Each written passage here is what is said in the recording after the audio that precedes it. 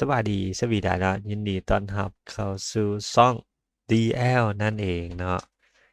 วันนี้เราจะมาฉลองครบรอบ500 Subscribe ในช่อง DL 23Z ตบมือให้แน่เนาะ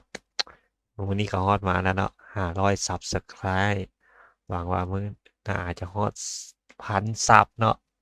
เราจะไต่ไปทีละหน่อยทีละหน่อยท่านผู้ชมนี่เราจะมาลิ้นเกม Assetto Corsa ในรถ D-Max D-Max เป็นรถทุกคนทุเรียนเนาะท่านผู้ชม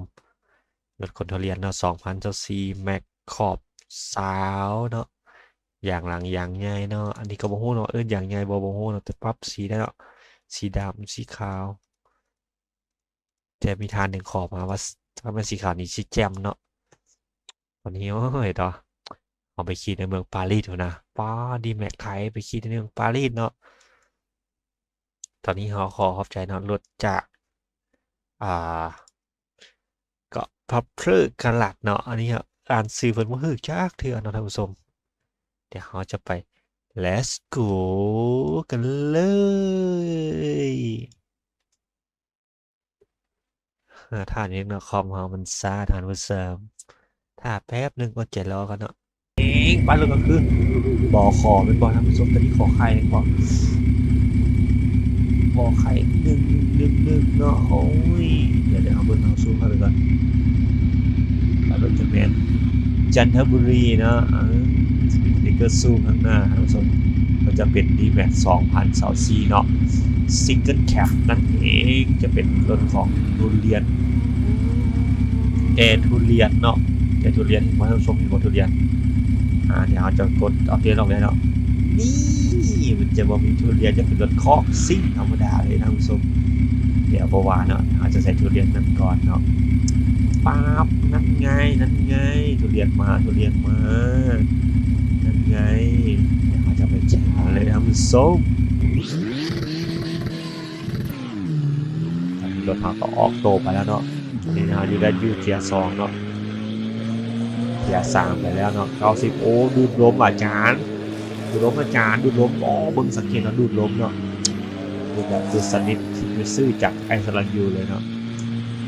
เห็นก็มาโมเมนต์แล้วเนี่ยนี่เขาอยู่ริมชูเมืองปารีสเนาะปารีสแซงต์แชร์แมงเนาะมีอัมบัปเป้มาเบิ่งเลยบ่ท่านผู้ชมอัมบัปเป้มาเบิ่งนะนักเตะบอลมาว่าไปเรื่อยไปดิตอนนี้ก็เขาอยู่ที่230เนาะ TRC เนาะถือว่านิ่มอยู่เสียงรถนี่ลั่นเนาะตรงนี้เราอย่างนักทุเรียนเนาะไปส่งทุเรียนเนาะก็ที่ไปส่งเขาไปมาแข่งกันก่อนโอ้ตอนนี้ขอทางมือเลยเปิดไฟกันทั้งเลยเนาะเขาก็เปิดว่าเป็นที่ขั้นเป็นทรงยาวเลยนะคุณผู้ชมใน150ปลายเนาะอ๋อมือเกิดด็อกเตอร์เขาโค้งเดี๋ยวเขาโค้งดีๆได้ทุเรียนของทุเรียนลูกค้าปีไหนฮะโอ้ตายยังซีเก่าว้าวเป็นลูกค้าปีนี้แบบนี้เอาเงินใส่มาใช้เขาต้องไปแข่งรถกันนะผู้ชมแข่งกันตอนนี้เขาอยู่ที่จุ๋ยละที่จุ๋ยภาษาไทยเขาบอกว่าอยู่ที่ลุยที่สุดท้ายไงครับถึงเขาแข่งไปนะท่านผู้ชมแข่งไปแล้วรู้สึกว่าบ่มีเดี๋ยวเขาเบิ่งวิวข้างหน้าเนาะให้เราฟ้าข้างเขาอีกเนาะจะเกิดไปเนาะเด้อเอาเบิ่งอย่างนี้เนาะสุดจัดประหลัดเกาะอยู่ได้เลยช่วงนี้อยากแจ่มจันเป็นพิจิตรนะเด็กเขาเรียนเนาะตอนสิไปส่งเขาเรียนเนาะมาดีก่อนมาแข่งก่อนสัก2 รอบสึกเราอยากเห็นทางมาช่วงนี้ลิฟต์มากเลยเนาะโอ้ไม่เห็นน้ำก้นเลย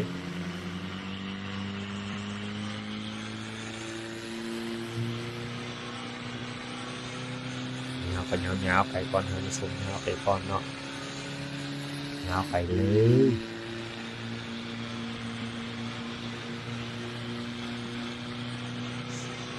ตอนนี้เขานำหายบ่ทันเลยตอนนี้ ทีนี้ตามมาทั้งหน้าท่านผู้ชมทำมาสิทันเนาะเข้าโค้งกันเนาะโอ้ขนาดเบิร์ดยางท่านผู้ชมป้าเยอะเกินไปด็อกเตอร์จะเบิร์ดยางโซ่หมดเกินเบิร์ดเขานำทันคอนฟอร์ตูเนอร์มาเนาะเขาจะใส่ฮอปแรกแล้วท่านผู้ชมเขาฮอปแรกแล้วอย่าไปเรื่อยเนาะอย่าไปเรื่อยเดี๋ยวเขาบุ้งท้ายรถภายในของกันเนาะทางหลังโอ้เสียงขึ้นมาเลยเนาะขึ้นจมูกเลยเสียงตอนนี้จะเป็นภาพข้างหน้าท่านผู้ชมบอกว่าเรื่องแท้เลยท่านผู้ชมว่าขับมึงขาเข้าโค้งปึ๊ชก็สุดยอดเลยปึ๊ชเอาไปอีกมุมนึงก็นี่ตอนนี้มุมแบบจ่อเลยนะคือเจ้าอยู่ข้างหน้าดูเลยตอนนี้โอ้มันกับมืดเกินอันนี้กูเห็นอย่างเลยเว้ยมาได้ที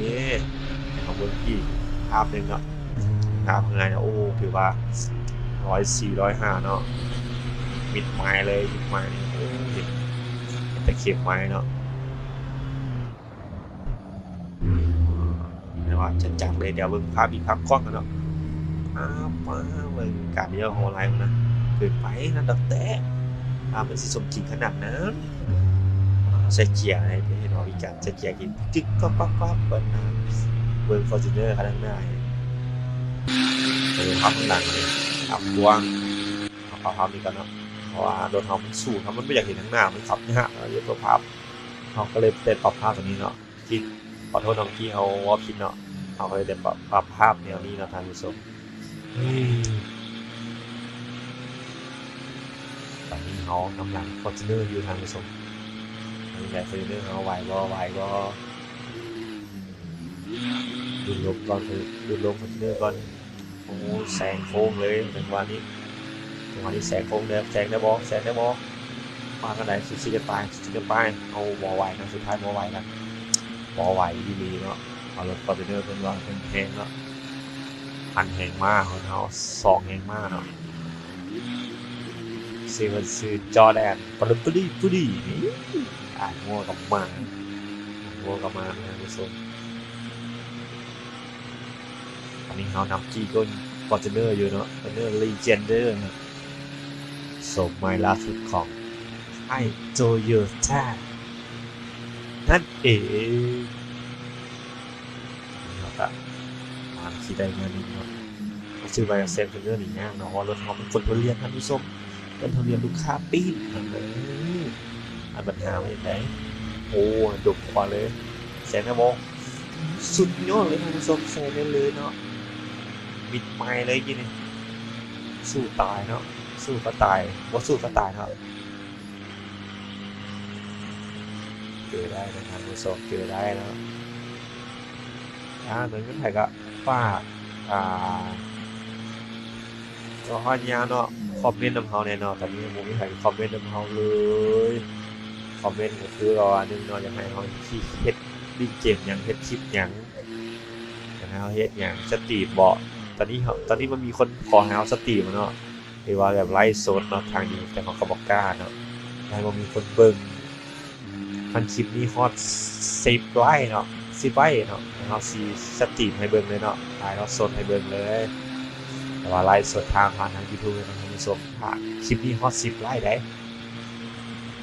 พยายามเนาะกดไลค์กดแชร์เอาเลยเนาะเพื่อเป็นกำลังใจเนาะตอนนี้ก็ขอบใจเนาะ500 Subscribe แล้วบ่คือแต่เราสิมาฮอด500 Subscribe เนาะ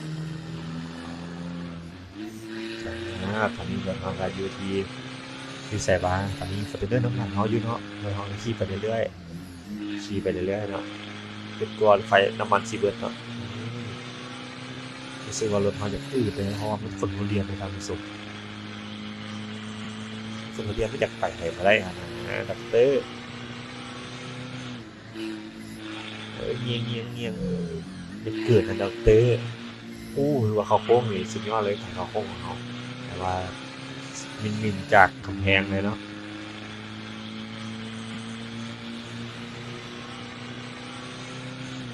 โค้งขวาป้าเกิดดับเตอร์ รถเขาถือว่าจะอืดเนาะธรรมดาสำเร็จแล้วได้มาเกือบ2วันทางส่งทางนี้ก็อื่นนะโดนทางคือคอยว่ะจุดกล้องบ่จุดฮันได้ล่ะฮันตึ้น modify บ่เดี๋ยวเขา12เซนใส่เขาสุดท้ายทางส่ง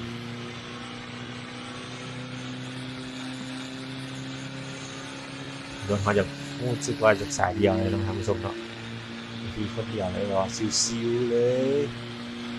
แต่ว่ามึงบ่ได้อยากได้ที่1นะตอนนี้มึงเที่ยวซิวๆแบบโซโทเลียนอยู่เมืองปารีสประมาณนี้เนาะแต่ว่าเมืองปารีสบ่มีรถดีแม็กแต่งดีนะเอาสักขี่หน่อยนึงเนาะเอารถตำรวจเบิ้ลนะท่านผู้ชมรู้ไหมตอนนี้เขาก็ฮอตเซ็นไซส์รอบที่3มาแล้วเนาะท่านผู้ชมเนาะคลิปนี้เนาะก็จบเพียงเท่านี้ตอนนี้เขาก็ขอฝากกดไลค์กดแชร์กด Subscribe ให้เฮาเนเด้อหวังว่าเขาจะฮอดผ่าน Subscribe ไวๆเนาะท่านผู้ชมเนาะขอขอบใจทุกท่านที่ Subscribe แล้วก็เบิ่งคลิปเฮาทุกๆมื้อเนาะขอขอบใจเนาะท่านผู้ชมหากบ่มีทานให้กำลังใจเฮาก็สิบ่มีคลิปลงมาตรงนี้เนาะขอขอบใจเนาะหวังว่ามื้อนึงเฮาจะย้ายไปง้อกันเนาะขอขอบใจคลิปนี้ของเราว่าสบายดีสวีดาบ๊ายบายทุกคนบ๊ายบาย